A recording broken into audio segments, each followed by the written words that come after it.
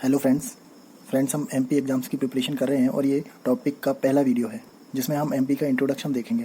Friend 1947 में जब भारत आज़ाद हुआ तो आपको एक बात पता होगी, ब्रिटिशर्स लोग आधे इंडिया को डायरेक्ट कंट्रोल कर रहे थे और आधे इंडिया पर राजे रजवाड़ों का राज था। राजे रजवाड़ों को मनाने में और भारत में मिलाने में वल्लभ भाई पटेल जी ने बहुमूल्य काम किया। तो ये 1947 में जब भारत आज़ाद होने वाला था उससे जस्ट पहले का मैप है जिसमें आप ये सेंट्रल प्रोविंस देख रहे हैं, सेंट्रल प्रोविंस एंड बरार, ये डायरेक्ट ब्रिटिशर्स के कंट्रोल में था। और ये जो सेंट्रल इंडिया है जिसमें राजे रजवाड़े थे, जो सेंट्रल इंडिया यहाँ तक फैला हुआ है और यहाँ के क्षेत्र को ईस्टर्न इंडिया बोलते थे, पूर्वी रियासत। तो ब्रिटिशर्स जब 1947 में भारत छोड़कर गए तब से लेकर 1950 तक कुछ ज़्यादा चेंज नहीं हुआ, लेकिन जब 26 जनवरी 1950 को हमारा कॉन्स्टिट्यूशन एडॉप्ट हुआ तो उसमें आर्टिकल 1 था, इंडिया यूनियन ऑफ स्टेट होगा, राज्यों का संघ होगा। मतलब इंडिया को राज्यों के रूप में बनाना था। इसलिए गवर्नमेंट ऑफ इंडिया ने यानी कि जवाहरलाल नेहरू और उनकी कैबिनेट ने डिसाइड किया, part A, part B, part C और पार्ट डी, इनमें पूरे भारत को बांट दिया जाएगा। पार्ट डी में only Andaman and Nicobar island था, इसलिए हमें सिर्फ और सिर्फ ए, बी, सी 3 पार्ट पढ़ने होते हैं।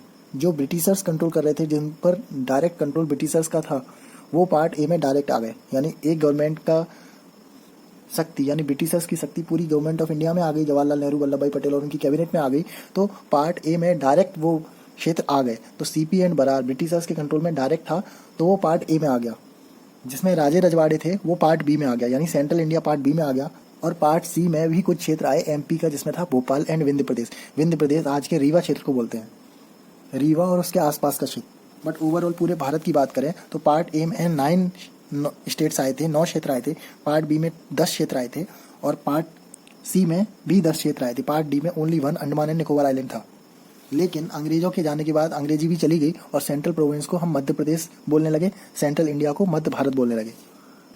इस तरह से 1950 के बाद पार्ट ए में आ गया मध्य प्रदेश। ये आज के मध्य प्रदेश से बिल्कुल अलग था। ये इस क्षेत्र को मध्य प्रदेश बोल रहे हैं, सीपी एंड बरार क्षेत्र को। लेकिन फ्रेंड्स आपको पता होगा उसके बाद लिंग्विस्टिक बेसिस पर राज्यों को तोड़ने की बात उठ गई।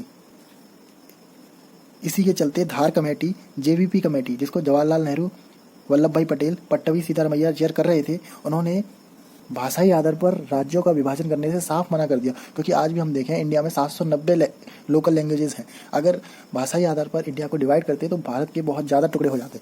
तो दोनों कमेटी ने रिकमेंड किया कि प्रशासनिक सहूलियत के हिसाब से राज्यों को बांटा जाए। लेकिन आंध्रा स्टेट बनाने के लिए, तेलुगु स्पीकिंग आंध्रा स्टेट बनाने के लिए पोट्टू श्रीरामुलु अनशन पर बैठ गए। फिर भी इनकी बात नहीं मानी गई। बट परिस्थितियां चेंज तब हुई जब 1953 में इनकी अनशन के दौरान मृत्यु हो गई। दंगे का माहौल ना हो जाए इसलिए नॉर्दर्न मद्रास में से 1953 में आंध्रा स्टेट बन गया। लेकिन जिसका डर था वही हो गया। हर लैंग्वेज के लोग अपने लिए एक नए स्टेट की मांग करने लगे। इसके बाद 1953 में ही स्टेट रीऑर्गेनाइजेशन कमीशन की स्थापना हुई, जिसके चेयर थे फजल अली, हृदयनाथ कुंजरू एंड के एम पाणिकर। ये तीनों नाम एग्जाम में पूछते रहते हैं, इसलिए हमने ऐसे याद कर लिया था कि जब पोट्टू श्रीरामुलु अनशन पर बैठे थे तो सरकार ने फल भेजा, पानी भेजा और तो और अपना हृदय निकाल कर भेजा, फिर भी वो नहीं माने। इससे याद रहेगा, फजल अली, हृदयनाथ कुंजरू एंड के एम पाणिकर के नेतृत्व में स्टेट रीऑर्गेनाइजेशन कमीशन सेटअप हुआ 1953 में। 1 नवंबर 1956 में इन्होंने रिपोर्ट सौंपी और 14 स्टेट बनाने की सिफारिश की, जिसमें से एक था मध्य प्रदेश। तो फ्रेंड्स, जो पार्ट ए में मध्य प्रदेश था, जो पहले सीपी एंड बरार हुआ करता था, उसके 17 हिंदी भाषी जिले। पार्ट बी जो मध्य भारत था, उसमें सब कुछ बस एक चेंज किया गया, मंदसौर का सुनील टप्पा गाँव हटा दिया गया और कोटा का सिरोंज तहसील मध्य प्रदेश में मिला लिया गया। पार्ट सी में जो विंध्य प्रदेश और भोपाल जोड़ा था वो पूरा विंध्य प्रदेश और महाकौशल का हिंदी क्षेत्र, ये सारा कुछ मिला के एमपी बना। 1 नवंबर 1956 को एमपी में 43 डिस्ट्रिक्ट थी। इसके बाद डिस्ट्रिक्ट कैसे डिवाइड हुई और एमपी के संभाग के बारे में नेक्स्ट वीडियो में देखेंगे। Thank you.